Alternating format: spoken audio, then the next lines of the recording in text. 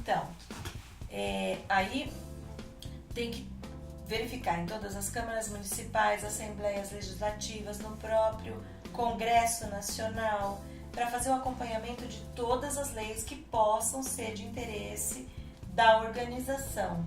Isso é muito importante para evitar, como eu disse, surpresas. Fora isso, você pode também contratar empresas que fazem esse acompanhamento para você. Aliás, eu queria comentar uma coisa, que tem muitas empresas, até escritórios grandes que fazem esse acompanhamento, né, dos projetos de lei. Mas me parece tão curioso que essas pessoas, às vezes a gente lê alguns relatórios, algumas coisas, e essas pessoas não têm o cuidado de verificar a maneira como escrevem, muitas vezes, os relatórios. Tem palavras que a gente deve evitar utilizar, né?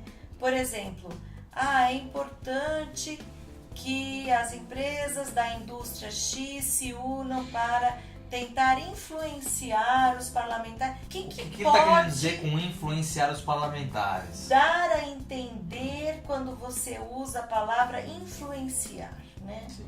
Influenciar de que maneira? O que você quer dizer com esse influenciar? Né? Uma palavra complicada. E muitas vezes assim, então, tivemos uma reunião com o parlamentar X e ele se comprometeu conosco. Se comprometeu por quê? Como assim se comprometeu? O que você prometeu para ele se comprometer? Então, são palavras que muitas vezes podem até não querer dizer nada, mas é preciso tomar um certo cuidado. E outra, como tudo no compliance documenta, essa pastinha, esse relatório vai para algum lugar. Então, né? Sim. Então, uma auditoria futura, uma investigação, aqui ó. E depois, vamos que isso tudo dê muito certo para aquela empresa. E aí acaba que você tem a ata ou você tem um documento dizendo que justamente o relator daquele projeto tinha se comprometido e depois aquilo virou da maneira como a empresa duas gostaria. Ou três empresas se juntaram para influenciar. Você pode ter problemas de toda ordem, inclusive concorrenciais. Então, assim, todo cuidado é pouco. Isso nós estamos falando do segundo elemento, que é um elemento fundamental, porque a gente só pode fazer realmente atividades que estejam debaixo da lei.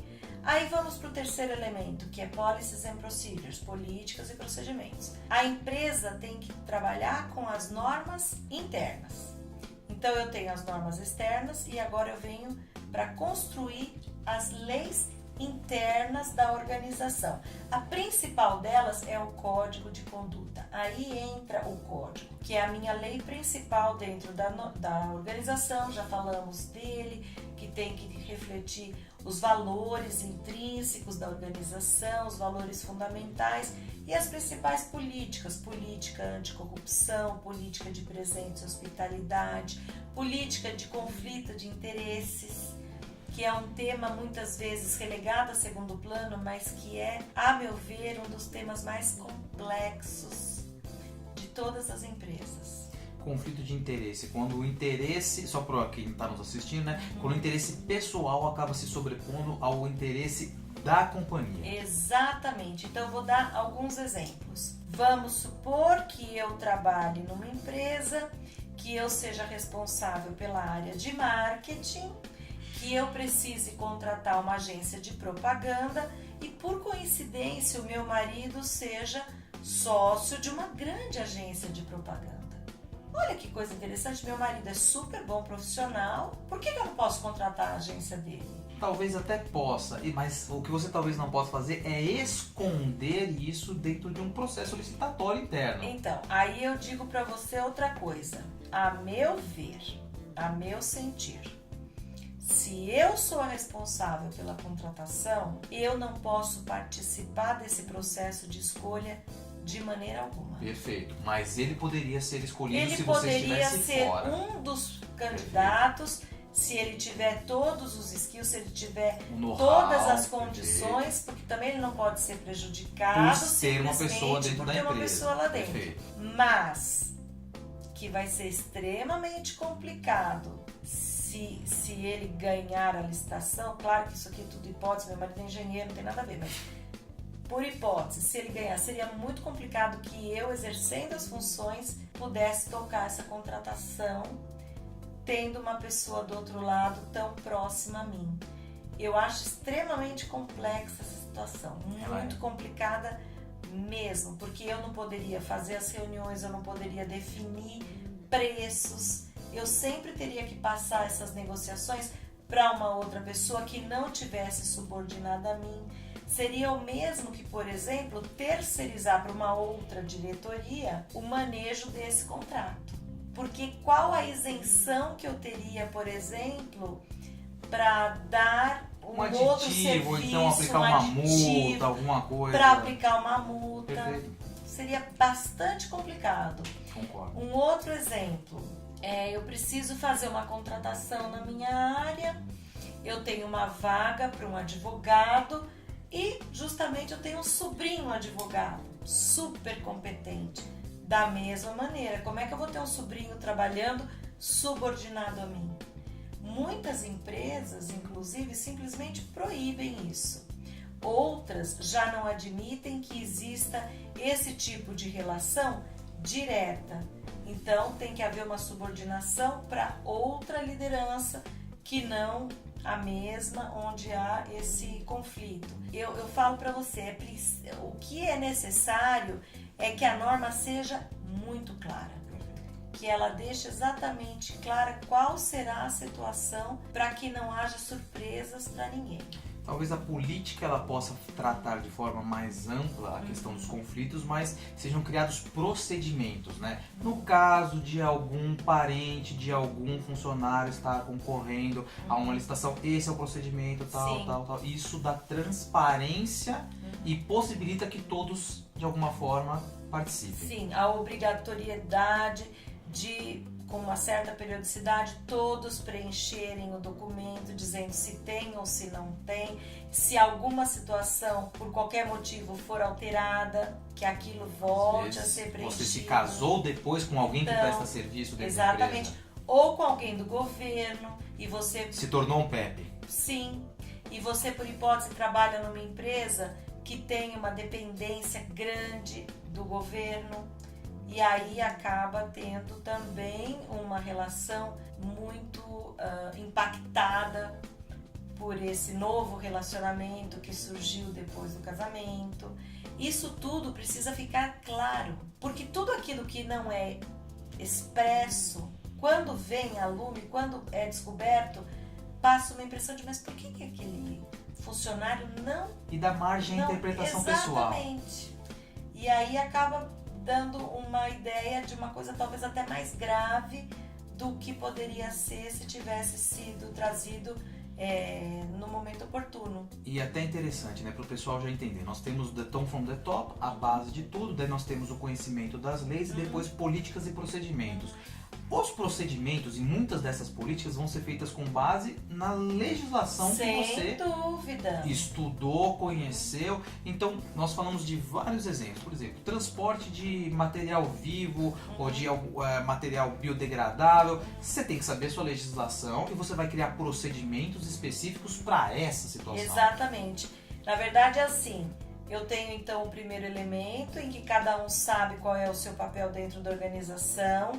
Eu tenho as leis, cada um conhece muito bem as leis aplicáveis às suas atividades. Com base nessas leis eu crio as políticas, que são as leis internas, que regem a minha atividade dentro da minha organização, e os procedimentos, que são justamente as atividades detalhadas que eu devo executar. E aí eu venho para o quarto elemento, que é o meu treinamento e comunicação, training and awareness. A partir do momento que eu já sei quais são as leis, já sei quais são as políticas, eu vou treinar e conscientizar todos os empregados daquilo que eles têm que saber para executar muito bem as suas atividades. Até porque se é uma dificuldade, até para um escritório especializado fazer esse controle de que leis ou não a empresa tem que tomar cuidado, que dirá uma pessoa que não é do direito. Exatamente. Como é que ele vai saber de uma coisa dessa? E aí vale aquela máxima, água mole em pedra dura, tanto bate até que fura. É repetição, repetição, repetição. Então você pode dar o treinamento de todas as maneiras. Você pode dar o treinamento online, você pode dar presencial, você pode fazer por meio de jogos, você pode, por exemplo, levar um grupo de teatro e fazer então uma performance. A questão do gibi que nós já comentamos. O gibi que nós já comentamos, que você facilita a um público que talvez não tenha tanta facilidade para uma leitura mais pesada, mais densa, uma leitura mais lúdica, mais gostosa. Soluções tecnológicas como vídeos e por aí afora. Sim, tem muitos filmes interessantes, muitos vídeos que passam mensagens importantes, emocionantes. E eu falo uma coisa que me parece assim, o ser humano, ele é pura emoção. Então você tem que achar alguma maneira de tocar o coração, a mente, a alma das pessoas, para fazer com que elas queiram estar com você nessa missão. O que eu acho mais interessante, que me dá mais satisfação pessoal mesmo, depois de um treinamento de compliance, principalmente para os embaixadores, ou quando eu faço um treinamento geral e falo do programa de embaixadores, quando as pessoas... Só para explicar para o pessoal, o programa de embaixadores são aquelas pessoas dentro da empresa que têm as suas funções específicas dentro das suas áreas, mas tem também a função de serem disseminadores do compliance. Exatamente, eles são pontos focais de compliance dentro das suas áreas, embora tenham que exercer as suas atividades normais. E aí eu tô falando para eles sobre compliance de uma maneira geral e eles depois me procuram e falam, eu quero ser um embaixador de compliance. Eles se oferecem para si. Então isso para mim é uma realização muito grande, porque eu sinto que de alguma maneira eu consegui tocá-los e fazer com que eles se sentissem parte desse movimento, que é um movimento da ética, é um movimento do bem, é um movimento de, olha, vamos fazer a coisa certa, vamos para esse caminho. iComply, aprimorando pessoas, fortalecendo empresas.